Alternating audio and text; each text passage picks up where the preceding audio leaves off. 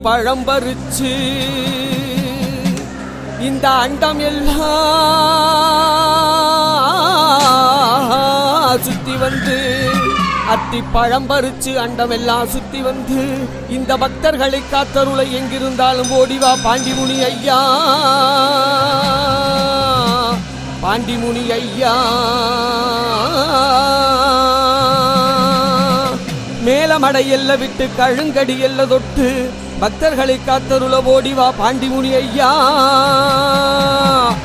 பாண்டிசாமி அவதாரம் வீரமலைச்சாமி பக்தருக்கு கேட்ட வரம் தர இங்கே வாராரில்லோ.